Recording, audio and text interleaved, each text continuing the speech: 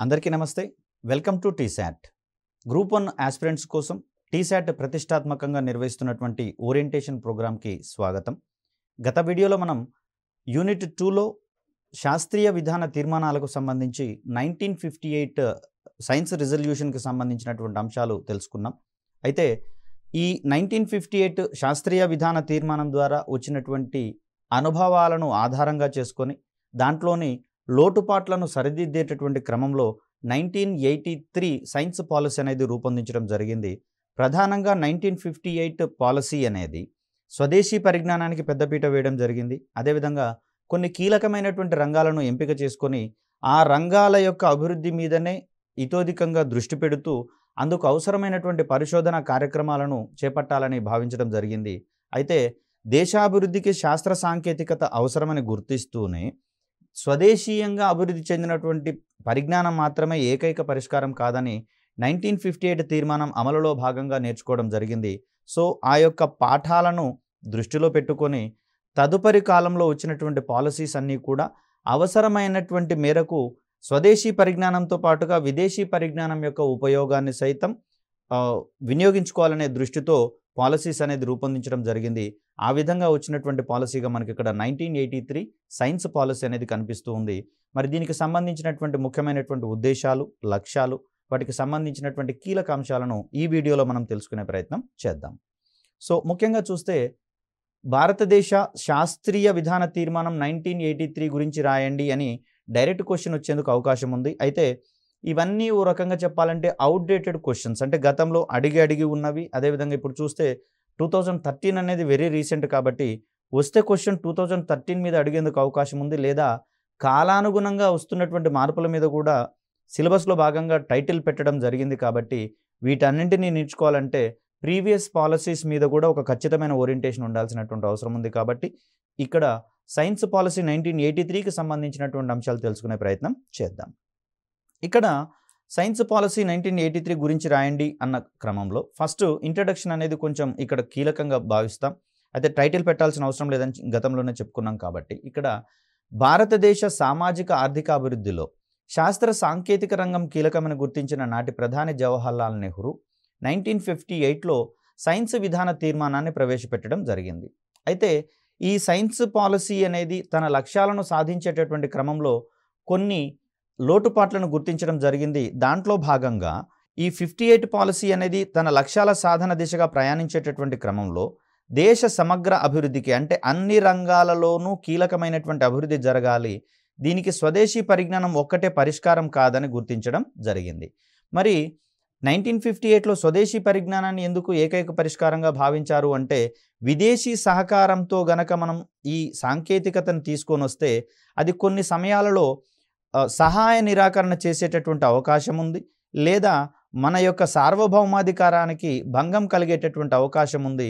వీటన్నింటినీ బేరీజు వేసుకొని భారత ప్రభుత్వం కేవలం స్వదేశీ పరిజ్ఞానం మీద మాత్రమే దృష్టి పెట్టడం జరిగింది. అయితే దాంట్లో ఉన్నటువంటి సాధక బాధకాలను బేరీజు వేసుకొని దీనికి అవసరమైనటువంటి అంశాలలో MOU అంటాం దీన్ని, అంటే పరస్పర అవగాహన ఒప్పందాలను కుదుర్చుకొని సంబంధితమైనటువంటి కీలక విభాగాలలో విదేశీ సాంకేతికతను సైతం తీసుకోవాలనేటటువంటి అంశాన్ని ఇక్కడ గమనించుకోవడం జరిగింది. అయితే 1983 సమయంలో చూస్తే ప్రపంచవ్యాప్తంగా ఒక రకమైనటువంటి ధోరణి రావడం జరిగింది. దాన్నే మనము సరళీకరణ, ప్రైవేటీకరణ మరియు ప్రపంచీకరణ, దీన్నే మనం సింపుల్గా LPG సిస్టమ్గా చెప్పుకుంటూ ఉంటాం. అంటే ఇది ప్రధానంగా ఆర్థిక రంగానికి సంబంధించినటువంటి ఆస్పెక్ట్గా కనిపిస్తూ ఉంది. అయితే మనము మొదటి నుంచి కూడా సామాజిక అభివృద్ధికి ప్లస్ ఆర్థిక అభివృద్ధికి శాస్త్ర సాంకేతికత అనేది ఉపయోగపడుతుందనే ఓరియంటేషన్లో ఉన్నాం. కాబట్టి ఇక్కడ ఎల్పిజి రంగం అనేది ఆర్థిక రంగంలో చాలా కీలకము. మరి ఈ LPG లక్ష్యాలను అందిపుచ్చుకోవడానికి కూడా శాస్త్ర సాంకేతికత అవసరమే. కాబట్టి అటువంటి మార్పులన్నీ కూడా శాస్త్ర సాంకేతిక రంగంలో ప్రతిఫలించేలా 1983 పాలసీని మనము డిజైన్ చేసుకోవడం జరిగింది. అంటే అవసరమైనటువంటి మేరకు స్వదేశీ సాంకేతిక పరిజ్ఞానాన్ని అభివృద్ధి చేసుకోవాలి, అదేవిధంగా జాతి ప్రయోజనార్థము దేశ అవసరాల కోసము అవసరమైనటువంటి రంగాలలో విదేశీ టెక్నాలజీని సైతం దిగుమతి చేసుకొని ఉపయోగించుకోవాలనేటటువంటి ధోరణితో ఈ 1983 పాలసీ అనేది రూపొందించుకోవడం జరిగింది. ప్రధానంగా చూస్తే మనది అప్పుడు వ్యవసాయం తర్వాత కుటీర పరిశ్రమలే చాలా కీలకమైనటువంటి అంశంగా కనిపిస్తూ ఉంది. సో మరి ఈ కుటీర పరిశ్రమలలో మానవ శ్రమ అధికంగా ఉంటుంది. అదేవిధంగా ఉత్పత్తి అనేది చాలా తక్కువగా ఉంటున్నటువంటి పరిస్థితి. మరి శ్రమ అధికంగా ఉంటూ, పెట్టుబడి ఎక్కువగా పెట్టుకుంటూ, ఉత్పత్తి తక్కువగా వచ్చినటువంటి క్రమంలో ఆ కుటుంబ పరిశ్రమల మీద ఆధారపడినటువంటి వ్యక్తుల యొక్క జీవన ప్రమాణాలనేది తగ్గిపోతూ ఉంటాయి. ఎందుకంటే ఆదాయం తక్కువగా ఉంటుంది కాబట్టి. మరి ఇలాంటి పరిస్థితులలో కుటీర పరిశ్రమలను మనము అభివృద్ధి పదంలో చేయాలి అంటే కొంత మెకానైజేషన్ అనేది చేయాలి. యాంత్రీకరణ లేదా యంత్రీకరణ అనేటటువంటిది చేయాల్సి ఉంటుంది. మరి ఈ యంత్ర సామాగ్రి అనేది, సాంకేతికత అనేది మనకు ప్రధానంగా స్వదేశీ సాంకేతికతతో మనకు వచ్చినటువంటి ప్రమాదం ఏంటి, ఇబ్బంది ఏంటి అంటే ఎక్కువ మానవ శ్రమ, ఎక్కువ సమయం వర్క్ చేయాల్సి వస్తుంది. తక్కువ ఉత్పాదకత వస్తున్నటువంటి దరిమిల ఆదాయం తగ్గిపోతుంది. కాబట్టి దీనికి ఉన్నటువంటి ఏకైక పరిష్కారము మనకు యంత్రీకరణ చేయడం అనేది ప్రధానమైనటువంటి అంశము.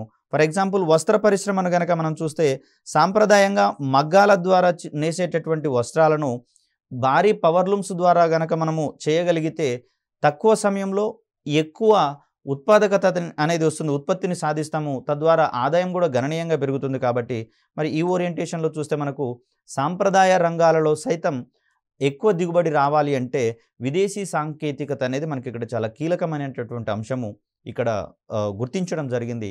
సో అందుకు అనువైనటువంటి లక్ష్యాలన్నింటినీ మనకు 1983 పాలసీలో పొందుపరచడం జరిగింది.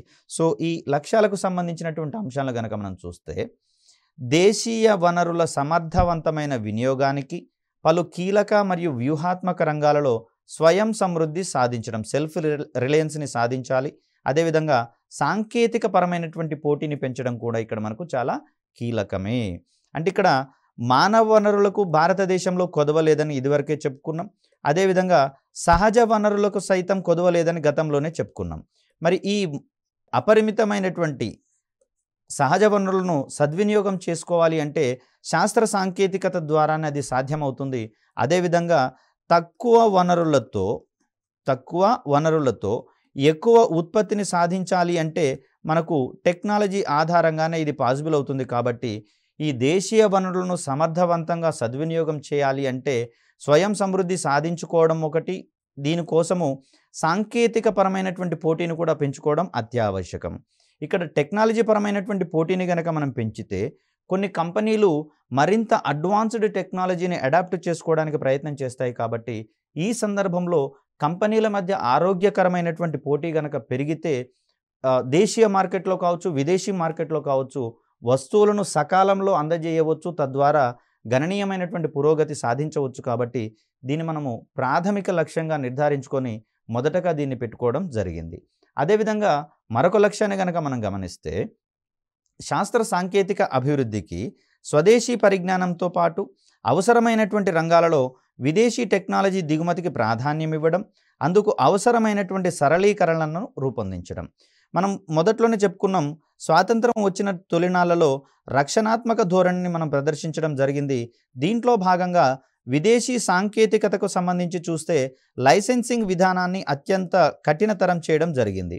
అంటే విదేశాలు మన దగ్గర ఏదైనా పరిశ్రమలు స్థాపించాలంటే దానికి సంబంధించినటువంటి అనుమతులను కఠినతరం చేయడం, లైసెన్స్ని ఇవ్వాల్సినటువంటి పరిస్థితులలో ఎక్కువ పెట్టుబడులు పెట్టాల్సినట్లుగా లేదా ఎక్కువ ట్యాక్సులు కట్టాల్సినట్లుగా అక్కడ నిబంధనలు పొందుపరిచినప్పుడు విదేశీ కంపెనీలు ఆటోమేటిక్గా భారతదేశంలో పెట్టుబడి పెట్టాలంటే ఆలోచిస్తాయి. మరి అవి పెట్టుబడులు పెట్టి సంబంధిత ఉత్పత్తిని సాధించాలి, ఉత్పాదకత దిశగా పోవాలి అంటే ఆ నిబంధనలు మనం కొంచెం లిబరలైజ్ చేయాల్సి వస్తుంది. అదే మనకు ఎల్పిజికి సంబంధించినటువంటి ఆస్పెక్ట్గా కనిపిస్తుంది. కాబట్టి విదేశీ సాంకేతికత మన దగ్గరికి రావాలి అంటే మనం విదేశీ కంపెనీలకు కొన్ని వెసులుబాట్లను, పన్ను రాయితీలను కల్పించాల్సి వస్తుంది. కాబట్టి అందుకు అవసరమైనటువంటి విధి విధానాలను మనము ఈ పాలసీ ద్వారా పొందుపరుచుకోవడం జరిగింది. తద్వారా స్వదేశీ సాంకేతికత దానికి విదేశీ సాంకేతికత గనక తోడైతే గణనీయమైనటువంటి పురోభివృద్ధి సాధించవచ్చు అనే ఓరియంటేషన్ మనకు పాలకుల యొక్క దృష్టిలో కనపడుతున్నట్లుగా ఇక్కడ మనకు కనిపిస్తుంది. దేశాభివృద్ధికి ప్రధాన అవరోధాలైనటువంటి పేదరికం కావచ్చు, నిరుద్యోగం కావచ్చు, వీటిని తొలగించడానికి, అదేవిధంగా అన్ని సామాజిక వర్గాల వారికి ఉద్యోగ ఉపాధి కల్పించేలా టెక్నాలజీని అభివృద్ధి చేయడం, అలా అభివృద్ధి చేసినటువంటి టెక్నాలజీని అందుబాటులోకి తీసుకొని రావడం. ఇక్కడ పేదరిక నిర్మూలన చేయాలన్నా, అదేవిధంగా నిరుద్యోగ సమస్యను రూపుమాపాలన్నా మనకున్నటువంటి ఏకైక ప్రత్యామ్నాయము ఉపాధి అవకాశాలను పెంచుకోవాలి. మరి ఉపాధి అవకాశాలను పెంచుకోవాలి అంటే సాంప్రదాయ రంగంలో ఈ ఉపాధి అవకాశాలు పెంపొందించేటటువంటి అవకాశాలు లేవు. కుటీర పరిశ్రమలలో అంటే అర్థము ఒక కుటుంబము తన యొక్క ఇంటి ఆవరణలోనే పరిశ్రమను ఏర్పాటు చేసుకొని కుటుంబ సభ్యులు అందరూ కూడా పనిచేస్తే దాన్ని కుటీర పరిశ్రమ అంటాము. మరి ఇటువంటి కుటీర పరిశ్రమలలో కుటుంబ సభ్యులకే సరిపడినంత పని ఉంటుంది, ఆదాయం తక్కువగా ఉంటుందనేది ఇదివరకే చెప్పుకున్నాం. మరి వారు ఎక్కువ మందిని గనక శ్రామికులుగా చేర్చుకున్నట్లయితే వారికి రావాల్సినటువంటి ఆదాయంలో కొంత వాటా శ్రామికులకు వేతనాలుగా ఇవ్వాల్సి వస్తుంది. కాబట్టి అక్కడ వారి యొక్క జీవన ప్రమాణాలు అనేవి మరింత తగ్గిపోతుంది, ఆదాయం తగ్గుతున్నటువంటి పరిస్థితులలో. మరి అలాంటి సందర్భంలో మనము మెరుగైనటువంటి ఉపాధి అవకాశాలు కల్పించాలి అంటే సాంప్రదాయకంగా ఉన్నటువంటి స్వదేశీ సాంకేతికత కాదు, విదేశీ సాంకేతికత ఖచ్చితంగా అడాప్ట్ చేసుకోవాల్సినటువంటి పరిస్థితులలో ఈ యొక్క లక్ష్యాన్ని మనము పొందుపరుచుకోవడం జరిగింది. అంటే పేదరికము నిరుద్యోగాన్ని తగ్గించుకోవాలన్నా, తొలగించాలన్నా, అదేవిధంగా ఈ తగ్గింపుకు ప్రధానమైనటువంటి సోపానం ఏంటి అంటే మనకు వారికి ఉద్యోగ ఉపాధిని కల్పించేటటువంటి అవకాశాలు చూపించాలి. మరి ఈ ఉద్యోగ ఉపాధి అవకాశాలను చూపించడం కోసం టెక్నాలజీని ఆలంబనగా చేసుకోవాలి. అంటే దాని యొక్క సపోర్టును మనం తీసుకోవాలి. మరి ఇలా సపోర్టుగా తీసుకుంటున్నటువంటి టెక్నాలజీని మనము సకాలంలో ప్రజలకు అందుబాటులోకి తీసుకొని రావడం కూడా 1983 పాలసీ యొక్క ప్రధాన లక్ష్యంగా నిర్దేశించుకోవడం జరిగింది. వీటితో పాటుగా విదేశీ సాంకేతిక పరిజ్ఞానం అనేది కీలకమని చెప్పుకున్నాము. ఈ విదేశీ సాంకేతిక పరిజ్ఞానాన్ని దిగుమతి చేసుకోవడానికి అంగీకరించినా కూడా దానికి ధీటైనటువంటి స్వదేశీ పరిజ్ఞాన అభివృద్ధికి అవసరమైనటువంటి విధానాలను రూపొందించడం కూడా మనకు చాలా కీలకమే.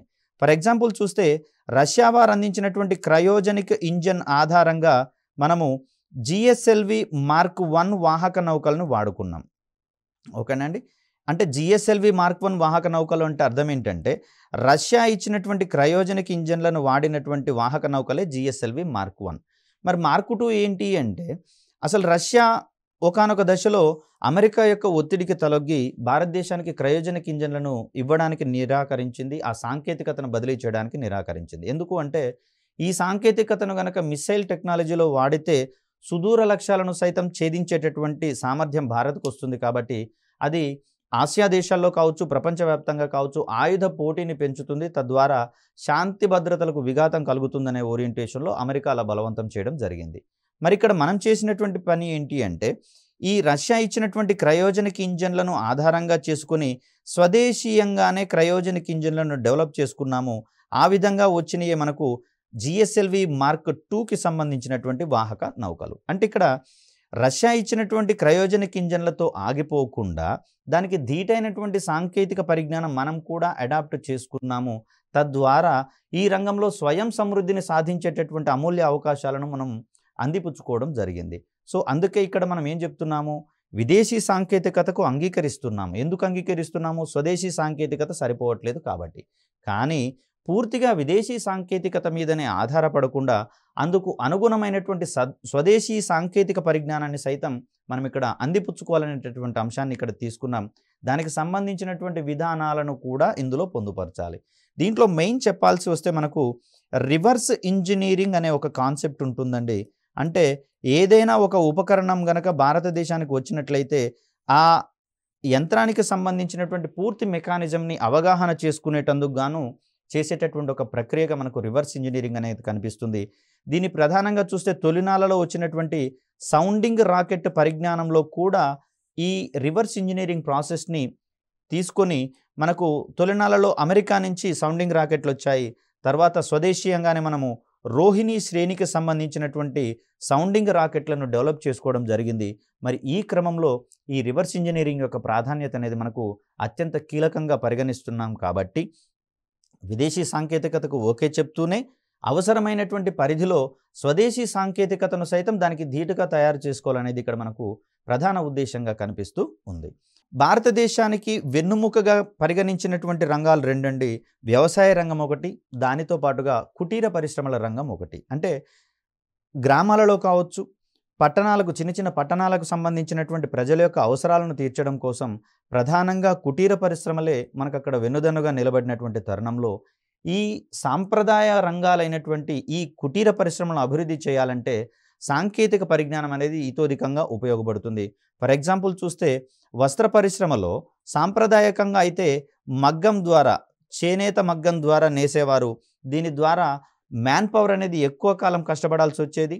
వస్త్రాలకు సంబంధించి చూస్తే చాలా తక్కువ మొత్తంలో వస్త్రాలు ఉత్పత్తి అయ్యేవి. వీటి స్థానంలో పవర్ లూమ్లను గనక మనము యూజ్ చేసినట్లయితే తక్కువ సమయంలో ఎక్కువ వస్త్ర ఉత్పాదకతను మనము సాధించవచ్చు. కాబట్టి ఈ చిన్న కుటీర పరిశ్రమలు అభివృద్ధి చేయాలంటే అవసరమైనటువంటి సాంకేతిక పరిజ్ఞానాన్ని పెంపొందించుకోవడం కూడా అత్యంత కీలకంగా భావిస్తూ దీనిని మనం లక్ష్యాల యొక్క జాబితాలో పొందుపరుచుకోవడం జరిగింది. అదేవిధంగా మనకున్నటువంటి సాంప్రదాయకమైనటువంటి నైపుణ్యాలు వాణిజ్యపరంగా ఎదురయ్యేటటువంటి పోటీతత్వాన్ని ఎదుర్కొనేలా తీర్చిదిద్దడం. మనకు ఇండియన్ హిస్టరీలో గనక గమనిస్తే, మోడర్న్ ఇండియన్ హిస్టరీలో గనక గమనిస్తే భారతదేశం నుంచే నూలు, పట్టు వంటివి ఇంగ్లాండ్కు ఎగుమతి చేసుకునేవారు. అదేవిధంగా ఈ ఎగుమతి చేసుకున్నటువంటి వీటిని ఉపయోగించి ఇంగ్లాండ్లో పవర్లూమ్ల ద్వారా అధిక మొత్తంలో వస్త్రాలను ఉత్పత్తి చేసి వాటిని భారతదేశంలోకి దిగుమతి చేయడం ద్వారా మనకున్నటువంటి సాంప్రదాయ కుటీర పరిశ్రమల మీద పెద్ద దెబ్బ పడేది. సో ప్రజలు కూడా ఎక్కువగా ఇవి తక్కువ సమయంలోనే ఎక్కువ ఉత్పత్తి వస్తున్నటువంటి తరుణంలో వీటి మీదనే డిపెండ్ కావాల్సి వచ్చేది ప్రజలు గత్యంతరం లేనటువంటి పరిస్థితులలో. మరి అలాంటి పరిస్థితుల నుంచి ప్రజలను బయటపడేయాలన్నా, ఈ కుటీర పరిశ్రమల యొక్క ఆదాయాన్ని పెంచాలన్నా కూడా ఇక్కడ ఉన్నటువంటి సాంప్రదాయ నైపుణ్యాలకు వాణిజ్యపరమైనటువంటి పోటీని తట్టుకునేలా వారిని తీర్చిదిద్దాల్సి వస్తుంది. సో అలా చేస్తూనే ప్రపంచ మార్కెట్లో పోటీతత్వాన్ని కూడా ఎదుర్కొనేలా మన వస్తువులు ఉండాలంటే దానికి సంబంధించినటువంటి నాణ్యత ప్రమాణాలను సాధించాల్సి వస్తుంది. కాబట్టి దీన్ని 6వ లక్ష్యంగా మనం ఇక్కడ పొందుపరుచుకోవడం జరిగింది.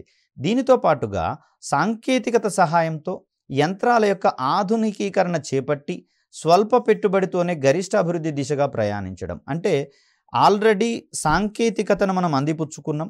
అయితే కాలక్రమంలో సాంకేతికతలో దినదిన అభివృద్ధి జరుగుతున్నటువంటి క్రమంలో, ఈ దినదినాభివృద్ధి జరుగుతుంటున్నటువంటి క్రమంలో మనము అప్పటి వరకే ఉన్నటువంటి యంత్రాలను మరింత ఆధునికీకరించుకోవాల్సి వస్తుంది. దీన్నే మనము ఎక్స్పాన్షను అంటాం. ఆధునికీకరణ, మోడర్నైజేషన్ అని చెప్పేసి కూడా అనవచ్చు. అంటే ఉన్నటువంటి యంత్రాల స్థానంలో మరింత ఆధునికమైనటువంటి యంత్రాలను గనక తీసుకొచ్చినట్లయితే పోటీ ప్రమాణాలు, నాణ్యత ప్రమాణాలు కూడా పెంపొందిస్తాం. కాబట్టి అటువంటి యంత్రాల యొక్క ఆధునికీకరణ కూడా మనం చేపట్టాల్సి ఉంటుంది.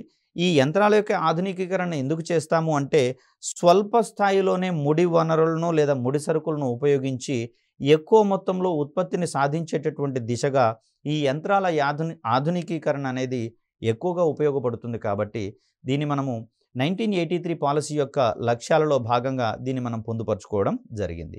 మరికొన్ని అంశాలను కనుక మనం గమనిస్తే ఇక్కడ ఎల్పిజి సిస్టమ్ అనేది ప్రధానంగా పరిశ్రమలకు సంబంధించింది. తద్వారా ఆర్థికాభివృద్ధిని సాధించేటటువంటి క్రమం మనకు కనిపిస్తుంది. సో పారిశ్రామిక రంగానికి సంబంధించింది ఎల్పిజి. అదేవిధంగా దీని ద్వారా గరిష్టమైనటువంటి ఆర్థిక అభివృద్ధి సాధించడం జరుగుతుంది. సో ఇలా సాధించేటటువంటి క్రమంలో మనము ప్రధానంగా యంత్రాల మీద ఆధారపడడం జరిగింది అని చెప్పుకున్నాం. మరి ఈ యంత్రాలన్నీ కూడా ఇంధనాన్ని ఎక్కువగా వినియోగించుకుంటాయి. మరి ఆనాడు ఉన్నటువంటి ఇంధనాలన్నీ కూడా ఫాజిల్ ఫ్యూయల్స్, శిలాజ ఇంధనాలు అనుకున్నప్పుడు వీటి నుంచి వచ్చేటటువంటి ప్రధానమైనటువంటి సమస్య పర్యావరణ కాలుష్యం, గ్లోబల్ వార్మింగ్ అని చెప్తాం. దాని యొక్క ఫలాలు అనేవి ఇప్పుడు మనకు బాగా కనిపిస్తూనే నిరంతరం ఎక్స్పీరియన్స్ అవుతున్నాం. కాబట్టి మరి ఇక్కడ 1958 తర్వాత విదేశీ సాంకేతికతను ఎక్కువగా అడాప్ట్ చేసుకుంటున్నటువంటి క్రమంలో మన ముంగిట వచ్చినటువంటి ప్రధానమైనటువంటి సమస్య పర్యావరణ కాలుష్యము. మరి ఇలాంటి సందర్భంలో మన యొక్క అవసరాలు తీర్చుకోవాలంటే యంత్రాల వాడకం తప్పనిసరే. కానీ దానితో పాటు వచ్చేటటువంటి పర్యావరణ కాలుష్యాన్ని తగ్గించుకోవాల్సినటువంటి అవసరం ఉంది కదా. కాబట్టి ఆ పర్యావరణ కాలుష్యాన్ని తగ్గించేటటువంటి లక్ష్యాన్ని సైతం మనకి ఇక్కడ పొందుపరచడం జరిగింది. సో అందుకు అనుగుణంగా పర్యావరణ సమతుల్యతతో పాటు భవిష్యత్ తరాలకు ఇంధన భద్రతను దృష్టిలో ఉంచుకొని ప్రస్తుత తరాల అవసరాలను పొదుపుగా చేపట్టడం అనేది ప్రధానమైనటువంటి అంశంగా ఇక్కడ మనకు ఇవ్వడం జరిగింది. అంటే ఇక్కడ భారతదేశం యొక్క ప్రస్తుత అవసరాలు తీరాలి అంటే కొంత ఇంధనాన్ని వినియోగించాల్సి వస్తుంది. అయితే ఈ ఇంధన వినియోగము విచ్చలవిడిగా కాకుండా ప్రస్తుత అవసరాలు తీర్చుకుంటూనే భవిష్యత్ అవసరాలకు సైతం అవి ఉపయోగపడేలా ఉండాలి. కాబట్టి మరి వారికి సంబంధించినటువంటి శక్తి భద్రతను అందించడం కూడా మన యొక్క ప్రాథమిక బాధ్యత. లేకపోతే మానవ మనుగడ అనేది ప్రశ్నార్థకంగా మారుతున్నటువంటి పరిస్థితులలో అందుకు అనుగుణమైనటువంటి అవసరాలను తీర్చుకోవాలి. మరియు భవిష్యత్తు తరాల యొక్క అవసరాలను కూడా దృష్టిలో ఉంచుకొని వారికి శక్తి భద్రతను అందించేటటువంటి క్రమంలో ఈ ఇంధనాలను మనం పొదుపుగా వాడాలి అనే అంశాలను ప్రధానంగా దృష్టిలో పెట్టుకోవడం జరిగింది. అందుకు అనుగుణమైనటువంటి అవగాహన కార్యక్రమాలను సైతం దీంట్లో భాగంగా పొందుపరచుకోవడం జరిగింది. ఇప్పటికీ కూడా చూస్తున్నాం, ఆర్టీసీకి సంబంధించి చూస్తే ఇంధన పొదుపును పాటించినటువంటి డ్రైవర్లకు లేదా సిబ్బందికి అవార్డులు ఇచ్చేటటువంటి సంప్రదాయం మనకు కనిపిస్తుంది. ఇటీవల కాలంలోనే అనౌన్స్ చేయడం జరిగింది. అలా చూస్తే ప్రతి ఒక్క మానవుడికి కూడా తన యొక్క అవసరాలు తీర్చుకునేంత ఇంధనాన్ని వాడుకునే స్వేచ్ఛ ఉంది. కానీ భవిష్యత్ తరాలకు అవసరమైనటువంటి ఇంధనాలను ఇప్పుడే వాడేటటువంటి స్వేచ్ఛ లేదు. కాబట్టి వాహనాలను వాడేటప్పుడు కూడా కొంత పొదుపు చర్యలు పాటించాల్సిందిగా మనకు ప్రజలకు ఇక్కడ సూచించడం జరుగుతుంది. దీని యొక్క ప్రధాన కారణము పర్యావరణ కాలుష్యాన్ని తగ్గించవచ్చు. అదేవిధంగా భవిష్యత్తు తరాలకు ఇంధన భద్రతను కూడా మనం అందించేటటువంటి అవకాశాలు ఉంటాయి. అదేవిధంగా చూస్తే మనం చెప్పుకున్నది ఎల్పిజి యుగం అని చెప్పుకున్నాం కదా. ఎల్పిజి యుగంలో నాణ్యమైనటువంటి వస్తువులకు మాత్రమే గిరాకీ ఎక్కువగా ఉంటుందండి. నాణ్యత కనుక తక్కువగా ఉంటే ఆ వస్తువులకు వచ్చేటటువంటి గిరాకీ చాలా తక్కువగా ఉంటుంది. అయితే కుటీర పరిశ్రమలలో నాణ్యత అనేది కొంచెం లోపించినటువంటి పరిస్థితులలో ఇక్కడ అంతర్జాతీయ ప్రమాణాలు కలిగినటువంటి ఎగుమతులు రావాలి అంటే అందుకు అవసరమైనటువంటి సామర్థ్యాలను, సాధనాలను మనం పొందుపరుచుకోవాల్సి ఉంటుంది. కాబట్టి ప్రధానంగా ఎల్పిజి యుగంలో అంతర్జాతీయ మార్కెట్లో మన యొక్క ప్రమాణాలు గనక తట్టుకుంటేనే మన వస్తువులకు గిరాకీ ఉంటుంది. తద్వారా విదేశీ మారక ద్రవ్యాన్ని మనం ఆర్జించవచ్చు. అదేవిధంగా పరస్పరం మార్కెటింగ్ సదుపాయాలు కూడా మనకు ఎక్కువగా అభివృద్ధి చెందుతాయి. కాబట్టి ఈ యొక్క లక్ష్యాన్ని మనము ఇందులో నిర్దేశించుకోవడం జరిగింది. అంతర్జాతీయ ప్రమాణాలు కలిగినటువంటి ఎగుమతులను ప్రోత్సహించే మరియు రూపొందించేటటువంటి సామర్థ్యాన్ని సంపాదించడం అంటే దేశీయంగా ఉత్పాదకతను అంతర్జాతీయ ప్రమాణాలకు అనుగుణంగా సాధించాలి అంటే ఎట్లాగూ విదేశీ సాంకేతికత అనుకున్నాం. కాబట్టి ఆ సాంకేతికతను వాడుకుంటూ నాణ్యతా ప్రమాణాలు అత్యున్నతంగా ఉండేలా చూడాలి అనేటటువంటిది ఇక్కడ మనకు పాలకుల యొక్క ధోరణిగా మనకు కనిపిస్తూ ఉంటుంది. అలా ప్రోత్సహించే కార్యక్రమాలను చేపట్టాలి. అదేవిధంగా వాటికి అవసరమైనటువంటి సామర్థ్యాలను సంపాదించుకోవడం కూడా అత్యంత కీలకమైనటువంటి అంశంగానే మనకి ఇక్కడ కనిపిస్తూ ఉంటుంది. అయితే ఈ ఎగువన పేర్కొన్నటువంటి లక్ష్యాలను సాధించేటటువంటి క్రమంలో మనకు కేంద్ర స్థాయిలో సాంకేతిక విధానాల అమలు కమిటీ అనేది ఒకటి ఏర్పాటు చేసుకోవడం జరిగింది. టెక్నాలజీ పాలసీ ఇంప్లిమెంటేషన్ కమిటీగా దీన్ని మనం ఇక్కడ చెప్తాం. ఇది ప్రధానంగా ఈ 1983 పాలసీలో రూపొందించినటువంటి లక్ష్యాలు ఏవైతే ఉన్నాయో వాటిని కాలక్రమంలో సాధించేటటువంటి విధి విధానాలు రూపొందించి అమలు చేయబడుతున్నాయా లేదా అనేటటువంటి అంశాలను నిరంతరం పర్యవేక్షిస్తూ ఉంటుంది. ఒకవేళ ఈ విధమైన లోటుపాట్లైనా గనక ఉంటే దానికి అవసరమైనటువంటి నివారణ మార్గాలను, పరిష్కార మార్గాలను కూడా సూచించేటటువంటి ప్రయత్నం చేస్తుంది ఇక్కడ ఏర్పాటు చేసినటువంటి సాంకేతిక విధానాల అమలు కమిటీ. మరిన్ని అంశాలు కనుక చూస్తే మనకు ఇక్కడ ప్రధానంగా స్వదేశీ సాంకేతికతకు అదనంగా విదేశీ సాంకేతికతను దిగుమతి చేసుకుంటూ దానికి దీటైనటువంటి పరిస్థితులలో స్వదేశీ సాంకేతికతను కూడా అభివృద్ధి చేసుకోవాలనేది మనకు ప్రధానంగా 1983 పాలసీ అనేది మనకి ఇక్కడ దృష్టి పెట్టడం జరిగింది. కాబట్టి ఇక్కడ చూస్తే స్వదేశీ మరియు విదేశీ సాంకేతికతల సహాయంతో అందుబాటులో ఉన్నటువంటి దేశీయ వనరులు అనగా సహజ మరియు మానవ వనరులను ఆశించిన స్థాయిలో వినియోగించుకొని దేశంలోని అన్ని వర్గాల ప్రజల శ్రేయస్సును పెంపొందించేటటువంటి లక్ష్యాల సాధన దిశగా సాంకేతిక విధాన తీర్మానము 1983 రూపొందించడం జరిగింది. ఇది దీనికి సంబంధించినటువంటి ముగింపుగా మనం ఇక్కడ భావిస్తూ ఉన్నాం. అంటే ఇక్కడ స్వదేశీ పరిజ్ఞానము ఎంత కీలకమో దానికి సంబంధించి అభివృద్ధి త్వరితగతిన సాధించాలి అంటే మనకు విదేశీ పరిజ్ఞానం కూడా అంతే ముఖ్యము. ఈ విదేశీ పరిజ్ఞానాన్ని మనము సముపార్జించుకుంటూనే దీనికి ధీటుగా అవసరమైనటువంటి మేరకు తిరిగి స్వదేశీయంగానే ఆ సాంకేతికతను అభివృద్ధి పరుచుకునేటటువంటి పరిజ్ఞానం మనకి ఇక్కడ కనిపిస్తూ ఉంటుంది.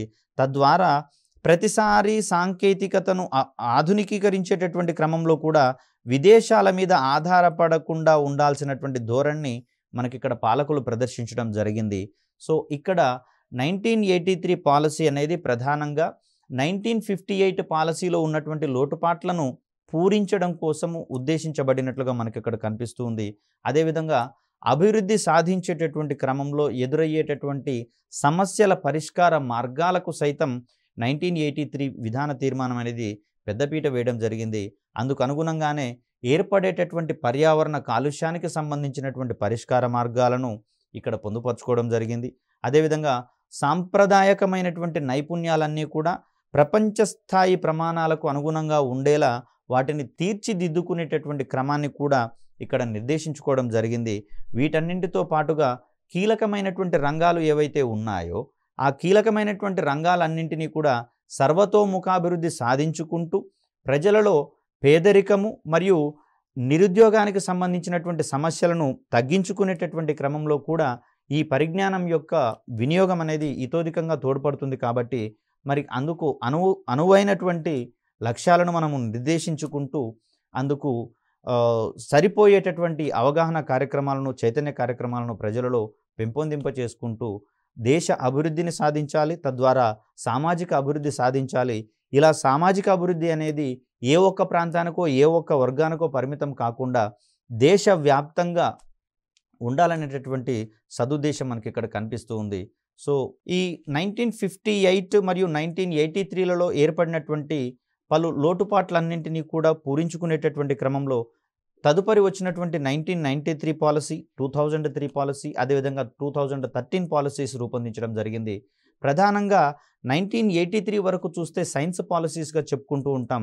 కానీ ఈ సైన్స్ యొక్క అడ్వాన్స్డ్ కాన్సెప్ట్స్గా మనకి ఇక్కడ టెక్నాలజీ అనేది కనిపిస్తుంది. అంటే సైన్స్లోని ప్రాథమిక అంశాలను ఉపయోగించుకుంటూ వచ్చేటటువంటి వివిధ పద్ధతులు కావచ్చు, ఉపకరణాలు కావచ్చు, మనం టెక్నాలజీగా భావిస్తూ ఉంటాం. కాబట్టి 1993లో పారిశ్రామిక విధాన తీర్మానం ఒకటి రూపొందించుకున్నాం. అందుకు అనుగుణంగా 1993 శాస్త్రీయ విధాన తీర్మానాన్ని కూడా రూపొందించుకొని రెండింటి ఆధారంగా దేశాభివృద్ధికి దోహదపడాలనేటటువంటి ధోరణి కనిపిస్తుంది. అదేవిధంగా 2003 అండ్ 2013కి సంబంధించి చూస్తే ఇది ఆధునిక సాంకేతిక యుగంగా పరిగణిస్తున్నటువంటి పరిస్థితులలో శాస్త్ర సాంకేతికత ఆధారంగా మానవుని యొక్క దైనందిన జీవితంలో ఏర్పడేటటువంటి అనేక సమస్యలకు శాస్త్ర సాంకేతికత ఆధారంగా పరిష్కార మార్గాలు కనుగొంటూ అందుకు అవసరమైనటువంటి చర్యలను పెంపొందించుకునేటటువంటి ధోరణితో 2003, 2013 కనిపిస్తాయి. కాబట్టి వాటికి సంబంధించినటువంటి అంశాలను రాబోయే వీడియోలలో తెలుసుకునేటటువంటి ప్రయత్నం చేద్దాం. ముఖ్యంగా చూస్తే కాలానుగుణంగా వచ్చేటటువంటి మార్పుల మీద ప్రధానంగా క్వశ్చన్ అడుగుతున్నటువంటి పరిస్థితులలో అవి కీలకమైనటువంటి అంశాలుగా వేటిని భావించాయి. సో దాంట్లో వచ్చేటటువంటి లోటుపాట్లను తీర్చుకునేటట్లుగా తదుపరి వచ్చినటువంటి పాలసీలలో ఎటువంటి మెకానిజం అడాప్ట్ చేసుకున్నాం అనే ఓరియంటేషన్ కనుక మనం అవగాహన చేసుకుంటే సో ఆ క్వశ్చన్కి సంబంధించినటువంటి ఆన్సర్ని మనం ఈజీగా వెళ్ళిపోవచ్చు. అంటే వీటిలలో ఉండే కీలక అంశాలే మనకు అక్కడ ఫైనల్గా ఒక కంక్లూజన్కి రావడానికి అవకాశం ఉంటుంది. కాబట్టి ఈ అంశాలను మనం క్షుణ్ణంగా నేర్చుకొని మీ యొక్క ఉద్యోగ సాధనలకు బాటలు వేసుకుంటారని ఆశిస్తున్నాం. మరొక చక్కటి వీడియోతో మళ్ళీ మిమ్మల్ని కలిసే ప్రయత్నం చేస్తాం. అప్పటి వరకు సెలవు. ధన్యవాదాలు.